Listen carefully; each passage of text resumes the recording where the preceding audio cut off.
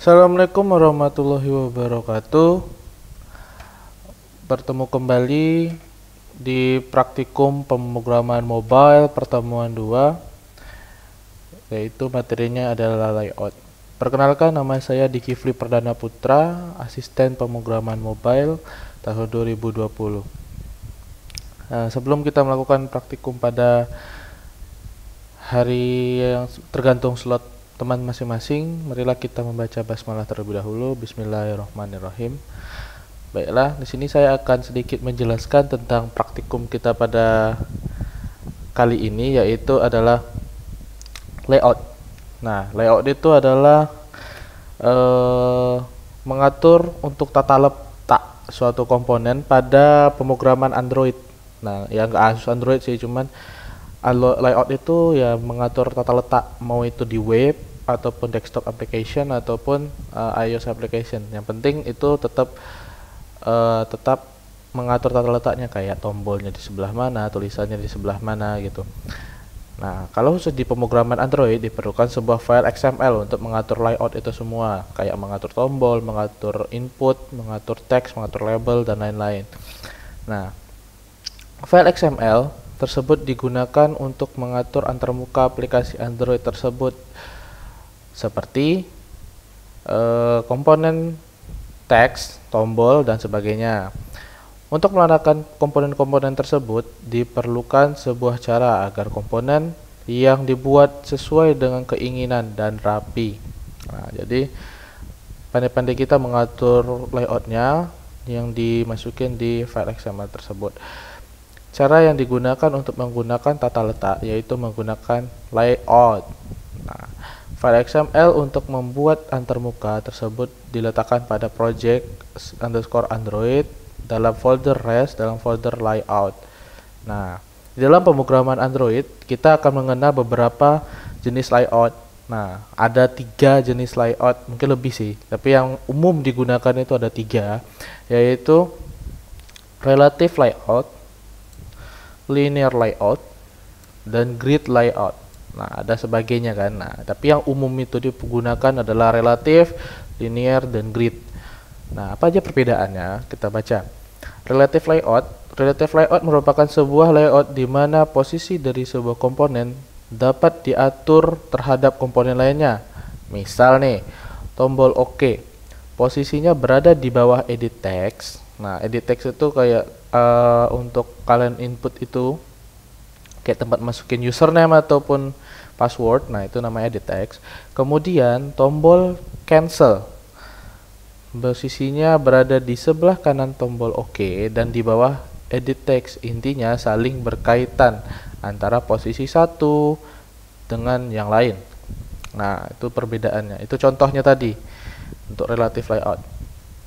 Untuk linear layout, nah, linear layout itu layout yang memberikan susunan tata letak komponen secara garis lurus, baik vertikal maupun horizontal. Jadi dia ya lurus-lurus saja ke bawah, nggak ada kayak satu di sini, satu di sini, satu di sini, satu di sini. Dia akan sesuai keinginan kita. Kita mau taruh dia di sini atau mau di center atau mau di kanan. Nah, mau di kiri boleh juga tuh, tapi dia akan lurus seperti itu ke bawah. Nah, kalau mau horizontal juga begitu, nanti dia akan lurus saja di atas semua. Kalau kita mau turun nanti kita pakai ada perintahnya. Gambar 2 menunjukkan model orientasi linear layout. Nih, contohnya linear layout itu. Dia turun ke bawah nih, horizontal. Oke, kita lanjut ke tabel layout. Nah, ini ada namanya table layout. Table layout yang merupakan susunan tata letak komponen berdasarkan susunan tabel, baris, dan kolom, mirip dengan struktur tabel pada HTML. Nah, ini contohnya. Ada kolom 1, kolom 2, kolom 1, kolom 2. Ada row 3 dan row 4. Nah, ini dihitung jadi 1 row, 2 row. Jadi row 1, row 2, row 3, row 4. Gitu. Ya, inilah.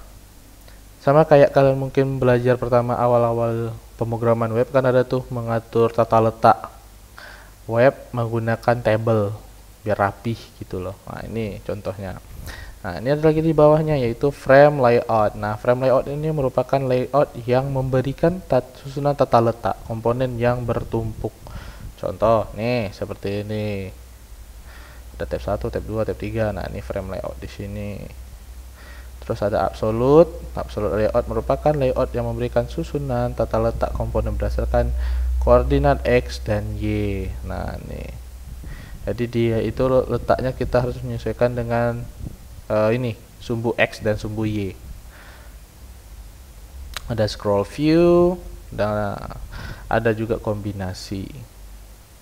Oke, mungkin bisa dipahami. Kalau kurang paham, silakan teman-teman baca sendiri di sini di modul di pertemuan 2 halaman 27. Dan kalau masih kurang, teman-teman bisa buka ini. Ini mempelajari layout pada Android. Nah, ini lebih detail lagi. Ada layout linear. Nih, dia ditunjukin nih bentuk contohnya. Nah, sekaligus untuk XML-nya. Nah, dan akan menunjukkan hasil seperti ini. Terus ada relatif. Nah, relatif itu seperti ini model contohnya. Nah, ini dicontohin pakai XML. Ini ada hasilnya. Constraint layout. Nah, ini constraint tadi. Nah, ini contohnya ada. Tinggal di copy saja untuk melihat hasilnya. Nah, ini contohnya nanti habis ditata letak gitu. Nah, dia ada frame layout yang tadi. Nah, ini frame. Terus ada tombol di tengah, ini tabel. Nah, ini contohnya tabel. Nggak kelihatan tabelnya memang, tapi ini disusun menggunakan tabel. Nah, begitu. Kalau mungkin teman-teman mau coba, silahkan. Ada di Codepolitan / mempelajari strip layout pada Android. Nah, nih. Oke, kita akan mencoba beberapa layout.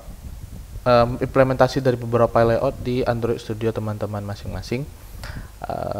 Silakan dibuka Android Studionya seperti ini. Mungkin halaman pertama teman-teman nggak seperti ini ya. Ini kemarin saya sudah mencoba membuat sebuah apps menggunakan Kotlin. Nah, jadi kita akan mencoba membuat project baru, yaitu klik file, terus new, terus new project, terus pilih yang empty activity, terus tulis nama aplikasinya, layout. Gini aja, nggak apa-apa. Terus pilih ini lollipop aja, nggak apa-apa. Nih Java untuk language-nya. Terus di klik finish. Biarkan Android Studio-nya bekerja.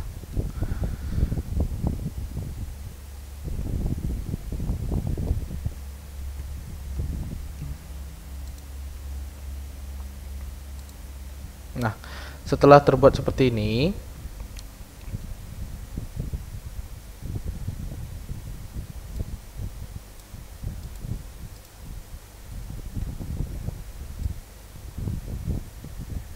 oke, setelah terbuat seperti ini, nah silakan teman-teman buka activity main-nya .xml.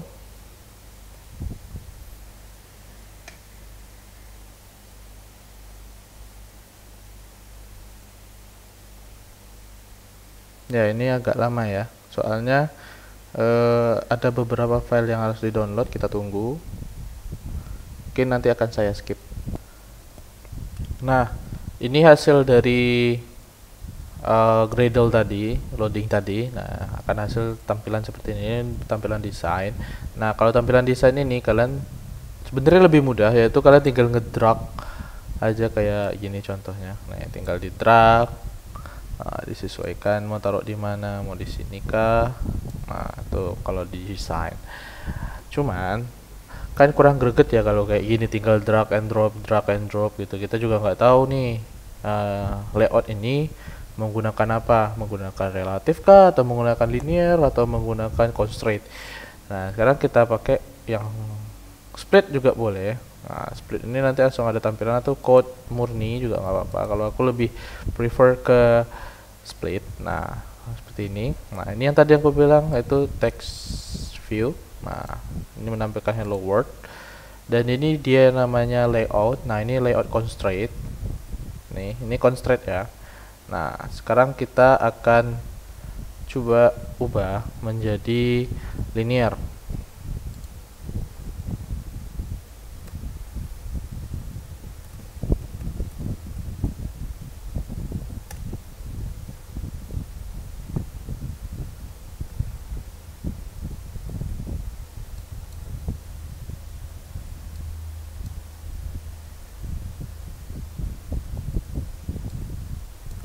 hello world-nya ini menjadi lebih turun atau ke tengah aja lah, kita pakai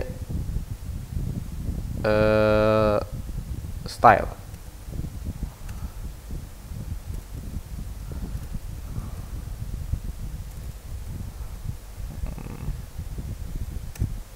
Nah ini layout.